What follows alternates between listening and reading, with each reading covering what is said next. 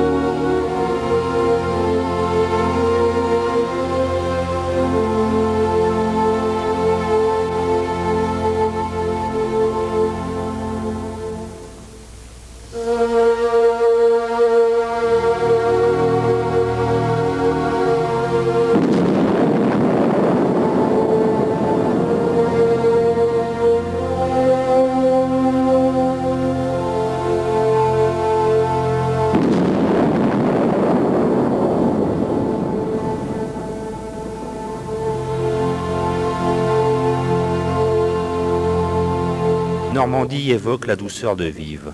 Cependant, quelques ruines de blocos derrière les belles plages de sable, des stèles en diverses langues, anglais, polonais, allemand, français, de grands cimetières en pierre blanche, grise ou noire, soigneusement entretenus, fréquemment visités et fidèlement fleuris, rappellent que sur cette terre accueillante s'est livrée durant 3 mois, du 6 juin au 20 août 1944, une dure bataille.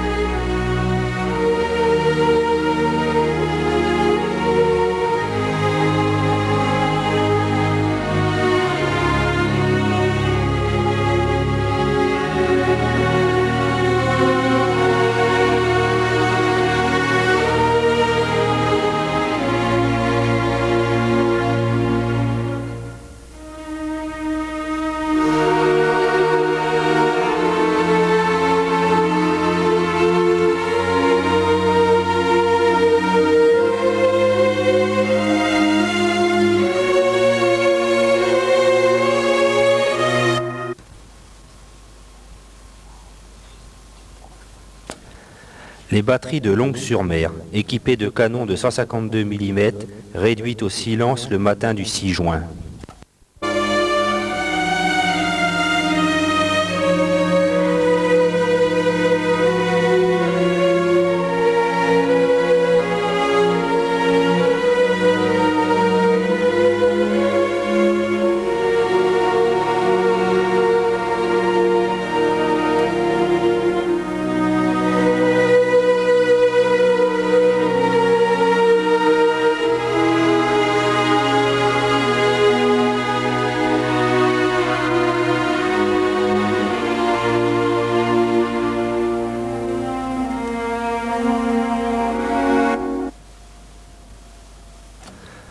L'Observatoire allemand du chaos, poste d'observation à 2 étages situé en bordure de la falaise de Longues-sur-Mer.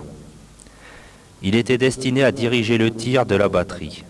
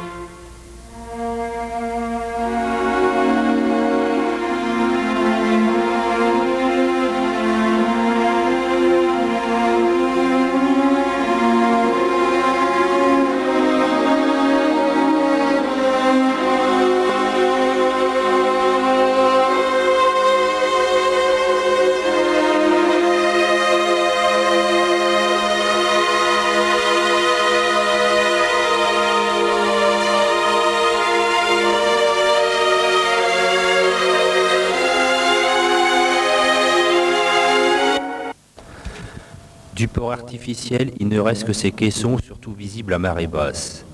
Les autres ont été détruits par les tempêtes ou dynamités après la guerre pour récupérer l'acier des pontons, afin de combler la pénurie d'acier.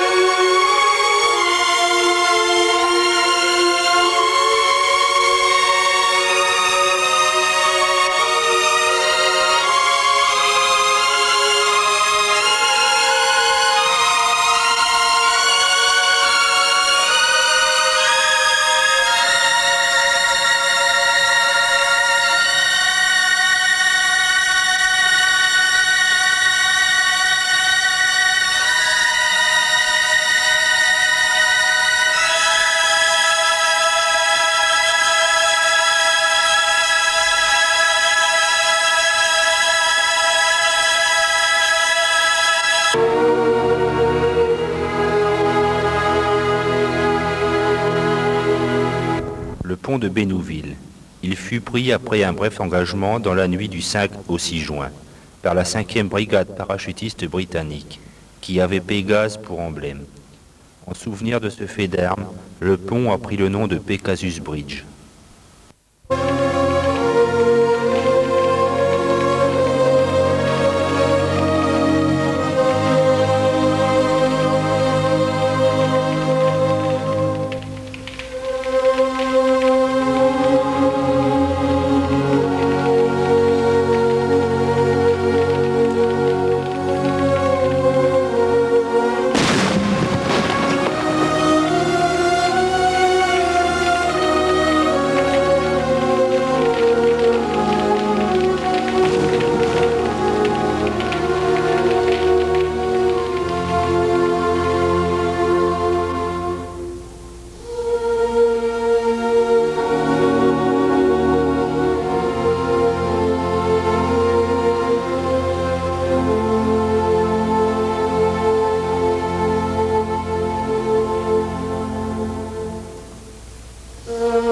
Batterie de Merville, prise d'assaut dans la nuit du 5 au 6 juin par la 6e Airborne. Sur 750 soldats parachutés, seulement 110 rescapés prirent part à cet assaut.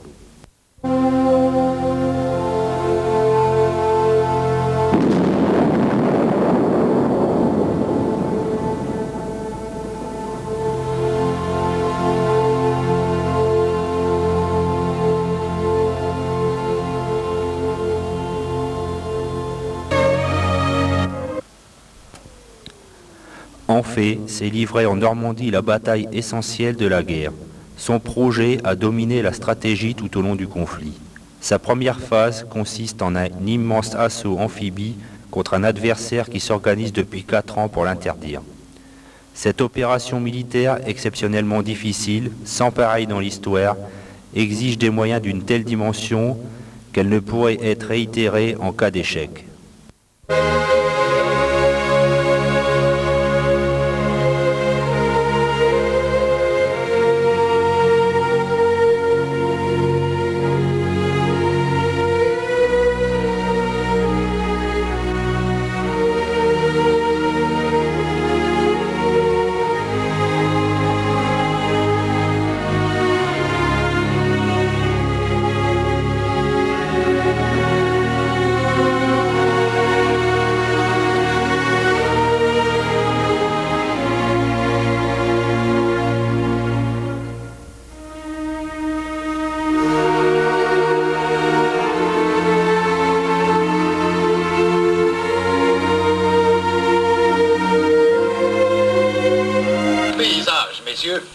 Comme c'est paisible, comme c'est tranquille. Un petit bras de mer entre l'Angleterre et le continent, entre nous et les Alliés. Mais derrière cet horizon paisible, un maelstrom. Un énorme dispositif fait d'hommes, de navires et d'avions. Une masse prête à être lâchée sur le continent. Mais messieurs, pas un seul anglo-américain ne devra atteindre le rivage. Pas un seul soldat allié ne devra mettre le pied sur les plages. Cet débarquement Messieurs, quelle qu'en soit la date et les lieux, c'est là, exactement là, sur le bord de la mer, que je me propose de le repousser, de l'écraser. Vous pouvez m'en croire, messieurs, les premières 24 heures de l'invasion seront décisives. Aussi bien pour les Alliés que pour les forces allemandes, ce sera le jour le plus long. Le jour le plus long.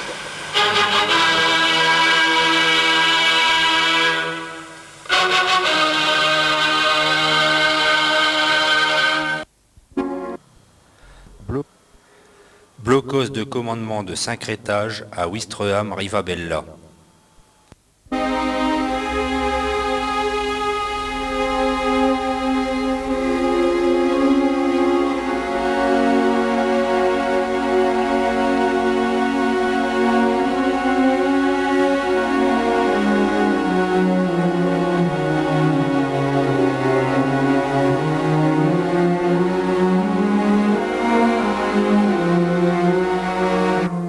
Le débarquement sur le continent européen fut envisagé en Angleterre dès l'automne 1941, mais ce fut seulement après l'entrée en guerre des États-Unis que put être étudiée cette action offensive de grande envergure.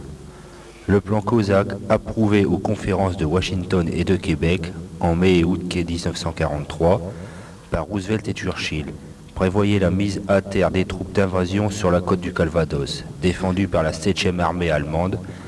Ce secteur avait été préféré à celui du Pas-de-Calais parce qu'il imposait à ses défenseurs l'utilisation des lignes de communication plus vulnérables. En bombardant les ponts de la Seine et de la Loire, on pourrait pratiquement insulariser la Basse-Normandie. On savait en outre que les prévisions ennemies s'hypnotisaient sur la défense du Pas-de-Calais.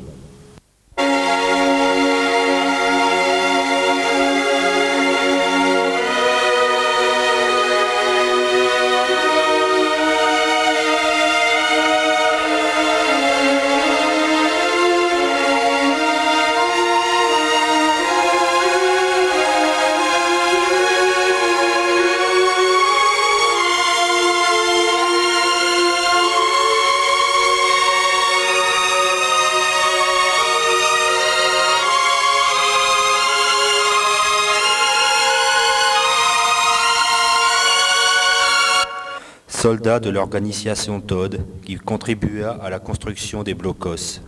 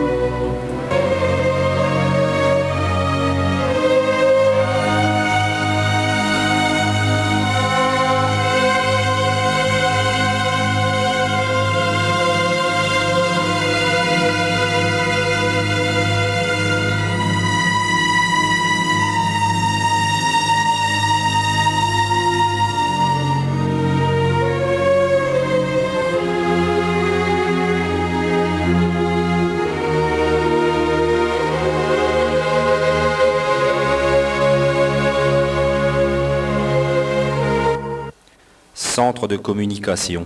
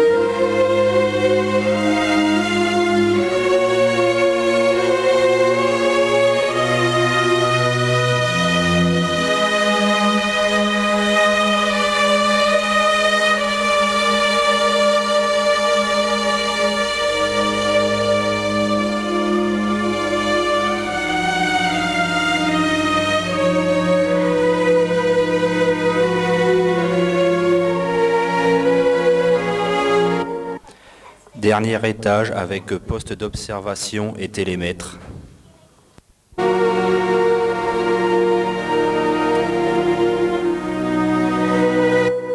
Le blocos vu de l'extérieur.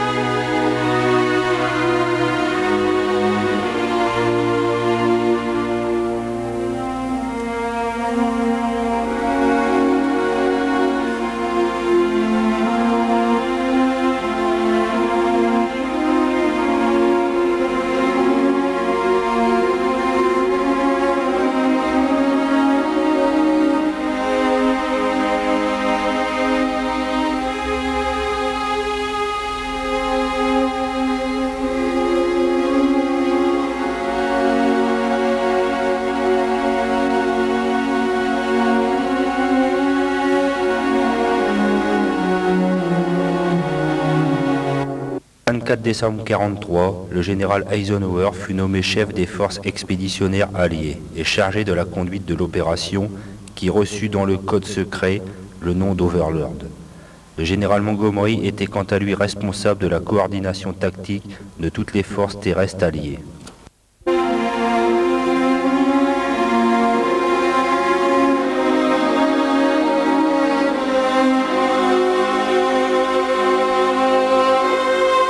Pénétrerez en Europe et, conjointement avec les autres Nations Unies, vous entreprendrez des opérations dont le but sera le cœur de l'Allemagne et la destruction de ses forces armées.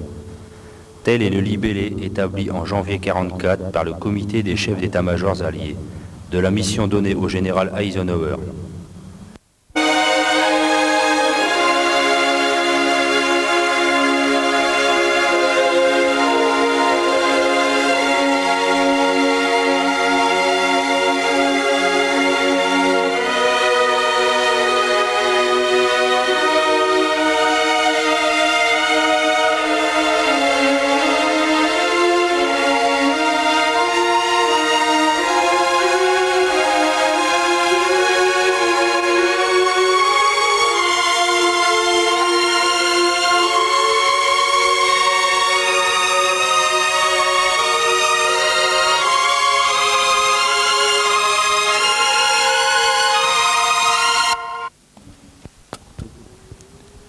Omaha Beach, ce nom qui jusqu'au 6 juin 1944 n'avait d'existence que dans le code secret allié, mérite de rester appliqué aux plages de Saint-Laurent, Colville et Vierville-sur-Mer, en hommage aux soldats américains de la première division, tombés au cours de la bataille la plus coûteuse du jour J.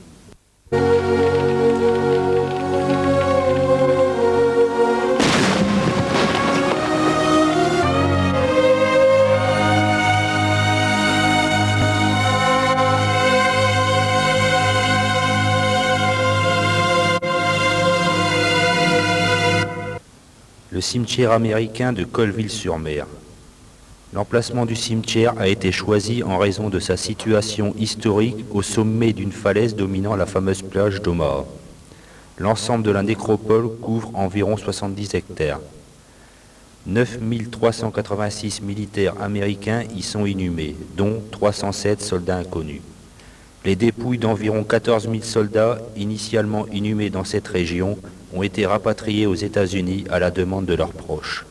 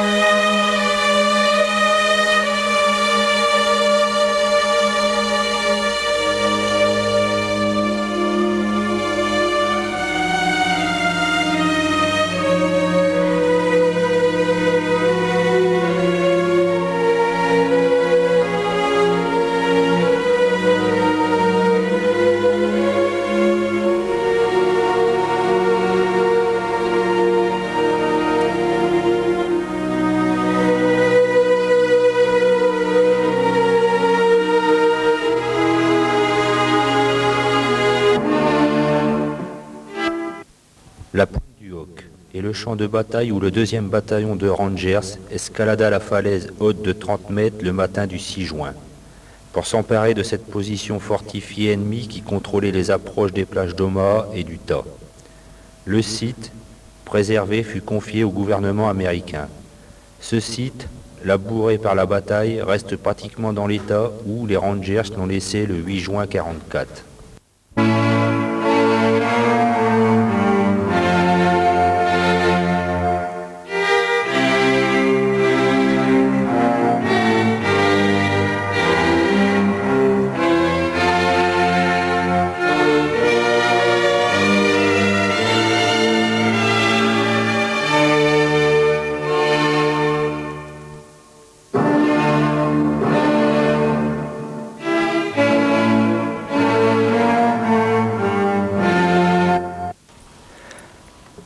Les bombardements aériens systématiques visant à paralyser le réseau ferré français commencèrent le 6 mars 1944. Entretenu dans l'incertitude jusqu'au dernier moment, l'ennemi ne changea rien à son plan de défense. Cependant, au cours du printemps 1944, le maréchal Rommel fit truffer les plages d'obstacles sous-marins. Il fallut chercher rapidement les moyens de les faire sauter.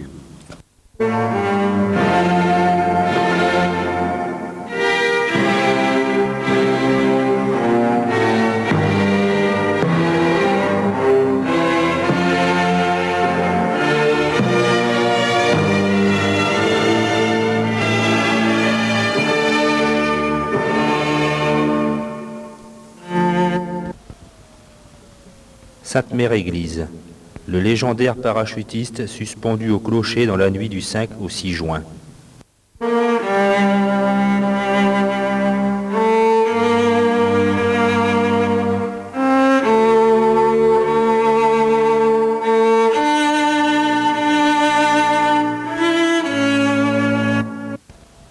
Le musée des troupes aéroportées. L'exposition commémore l'action des troupes aéroportées lors du débarquement des troupes alliées en Normandie.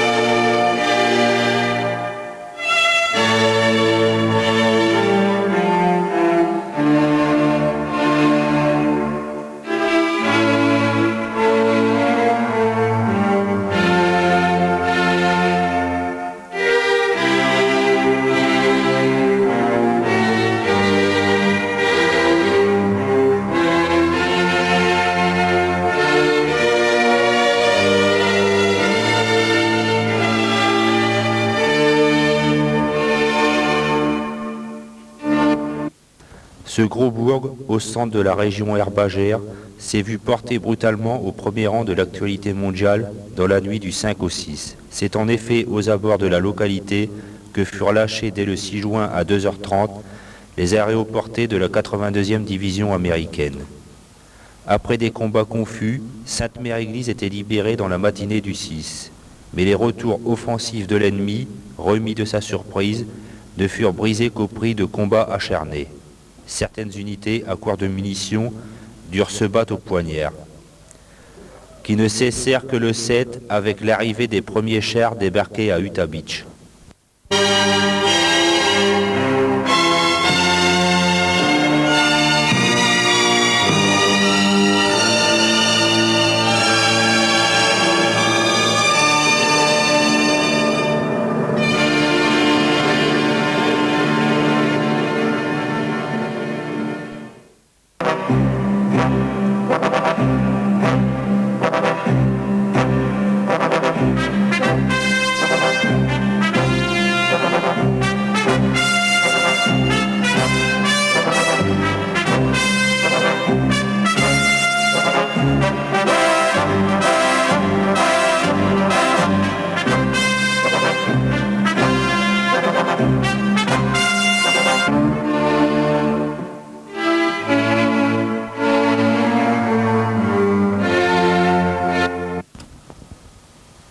Utah Beach.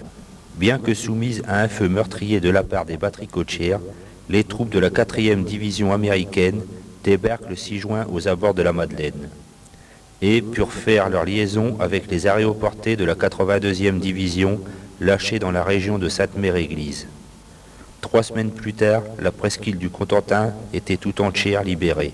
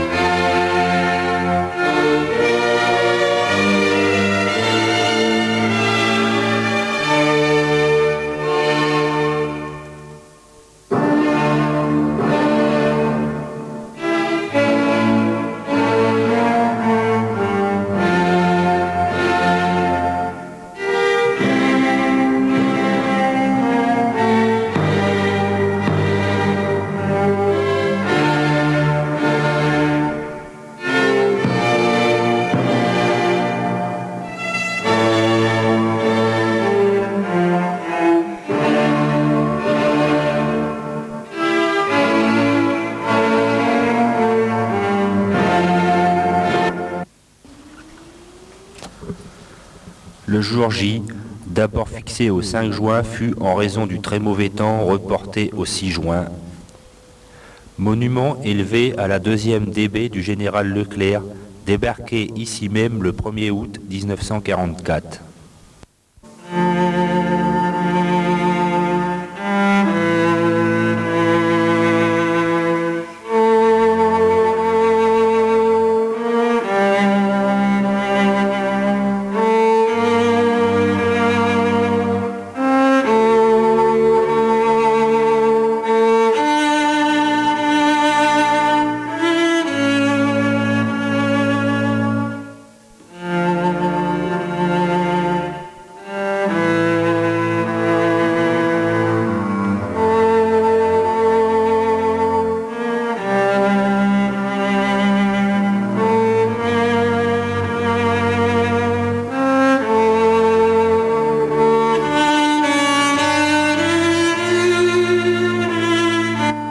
La batterie de Griesbeck, prise intacte par les Américains. Les sapeurs la détruisirent à l'aide de puissantes charges de TNT.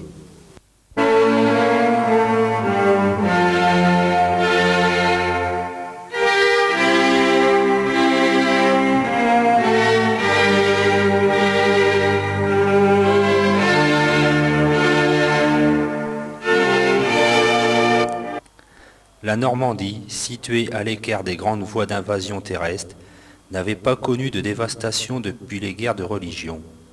Le plan de ces agglomérations n'avait guère évolué depuis le XVIe siècle. L'invasion allemande de 1940, les bombardements et les opérations de 1944 causèrent sur l'ensemble de son territoire des dégâts considérables. Le cimetière militaire allemand de la Cambre, où reposent 21 202 soldats. Un tumulus haut de 6 mètres est destiné comme tombe commune à 207 victimes inconnues et 89 identifiées.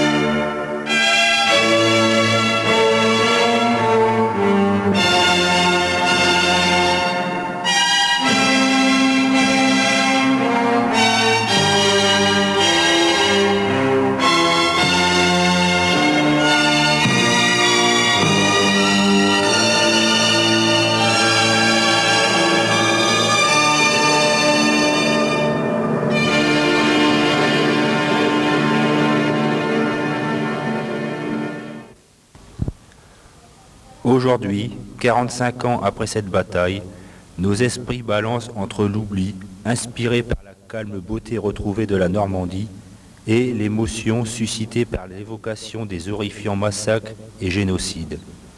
L'oubli est injuste, l'émotion est vaine. Mieux vaut prendre et garder conscience que la fin des holocaustes passait nécessairement par la bataille de Normandie. Thank you.